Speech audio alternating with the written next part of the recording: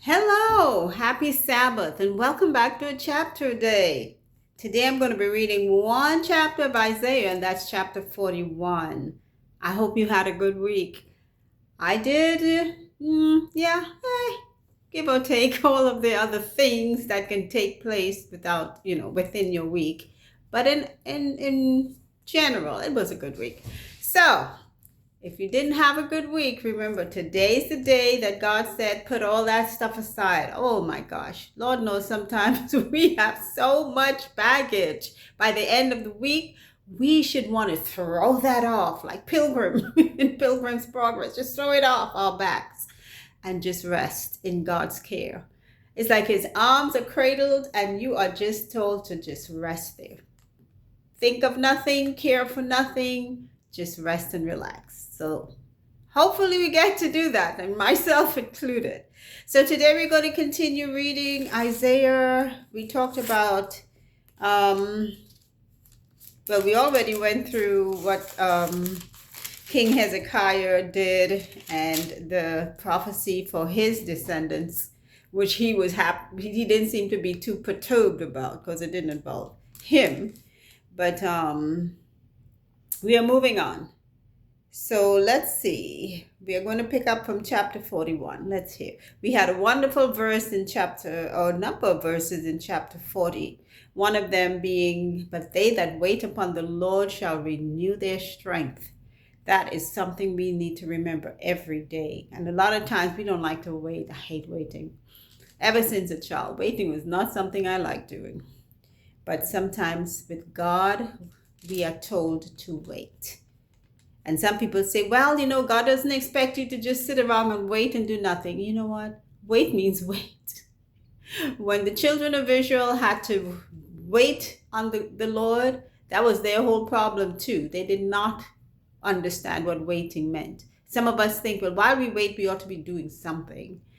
And that's me too at times. But when God says wait, we wait. Okay, chapter 41. Keep silence before me, O islands, and let the people renew their strength. Let them come near, then let them speak. Let us come near together to judgment. Who raised up the righteous man from the east, called him to his foot, gave the nations before him, and made him rule over kings. He gave them as the dust to his sword, and as driven stubble to his bow. He pursued them and passed safely, even by the way that he had not gone with his feet. Who hath wrought and done it, calling the generations from the beginning? I, the Lord, the first, and with the last, I am he. The isles saw it and feared. The ends of the earth were afraid, drew near and came. They helped everyone his neighbor, and everyone said to his brother, be of good courage. So the carpenter encouraged the goldsmith, and he that smootheth with the hammer him that smote the anvil, saying, it is ready for the soldering, and he fastened it with nails, that it should not be moved. But thou, Israel, art my servant, Jacob, whom I have chosen, the seed of Abraham, my friend. Thou whom I have taken from the ends of the earth, and called thee from the chief men thereof, and said unto thee, thou art my servant, I have chosen thee, and not cast thee away. Isn't that great to hear God say that about another human being like us? Verse 10, fear thou not, for I am with thee. Be not dismayed, for I am thy God. I will strengthen thee, yea, I will help thee. Yea, I will uphold thee with the right hand of my righteousness. This is another one of those verses when we need some consolation for whatever we may be going through. We need to get our Bibles out and read some of these verses. Okay, verse 11, behold, all they that were incensed against thee shall be ashamed and confounded. They shall be as nothing, and they that strive with thee shall perish. Thou shalt seek them and shalt not find them, even them that contended with thee. Wouldn't you love to hear that about your enemies? Wouldn't you love? It's for us to understand this is what God means when he talked about the children of Israel's enemies. It's the same thing he does for us today. It's no different God. It's the same God. Okay. And verse 11 continuing, they shall be as nothing, and they that strive with thee shall perish. Verse 12, thou shalt seek them and shall not find them, even them that contended with thee. They that war against thee shall be as nothing, and as a thing of naught. For I, the Lord thy God, will hold thy right hand, saying unto thee, fear not, I will help thee. Oh my God. Help me to believe. Help my unbelief. Verse 14. Fear not thou, worm Jacob, and ye men of Israel. I will help thee, saith the Lord, and thy Redeemer, the Holy One of Israel. Behold, I will make thee a new sharp threshing instrument, having teeth. Thou shalt thresh the mountains and beat them small, and shalt make the hills as chaff. Verse 16, thou shalt fan them, and the wind shall carry them away, and the whirlwind shall scatter them, and thou shalt rejoice in the Lord, and shall glory in the Holy One of Israel. When the poor and needy seek water, and there is none, and their tongue faileth for thirst, I, the Lord, will hear them. I, the God of Israel, will not forsake them. I will open rivers in high places, and fountains in the midst of the valleys. I will make the wilderness a pool of water, and the dry land springs of water. That's God's promises. Verse 19, I will plant in the wilderness the cedar, the shittah tree, and the myrtle, and the oil tree.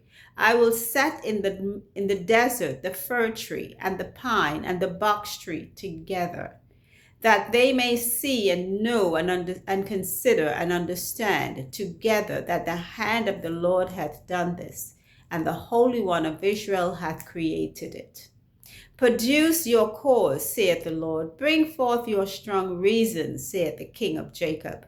Let them bring them forth, and show us what shall happen. Let them show the former things what they be, that we may consider them and know the latter end of them, or declare us things for to come.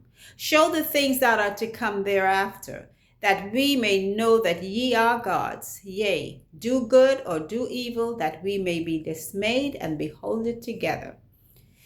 Behold, you are of nothing, and your work of naught. An abomination is he that chooseth you. I have raised up one from the north, and he shall come. From the rising of the sun shall he come upon my name, and he shall come upon princes as upon mortar, and as the potter shreddeth clay. Who hath declared from the beginning, that we may know, and before time, that you may say, he is righteous?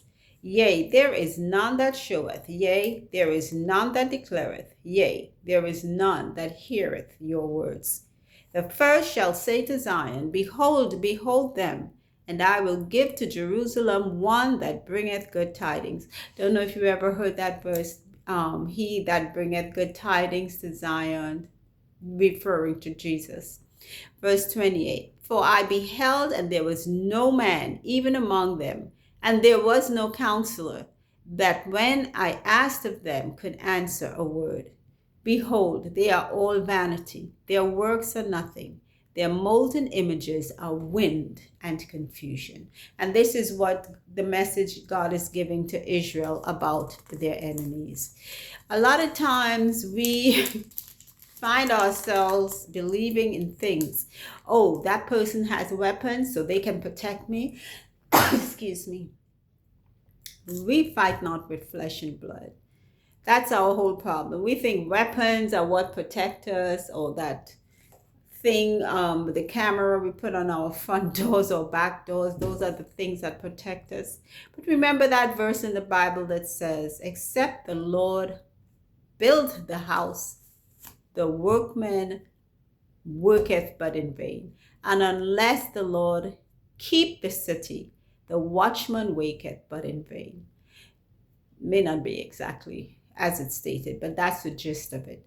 When we try in our own finite mortal selves to do things. We think we are doing so great, or we made ourselves rich, or we, were able to keep this from happening or keep that from happening. And we don't give God the credit for it. We are just as bad as Hezekiah. Remember when we read about him some chapters back? We are just as bad as him when we don't give God the glory for our achievements. That's the end of chapter 41 of Isaiah. And until our next reading, remember, faith comes when we hear God's word. Take up your book and read it. That's one of the ways we'll hear God's word. Until our next reading, you take care. Bye.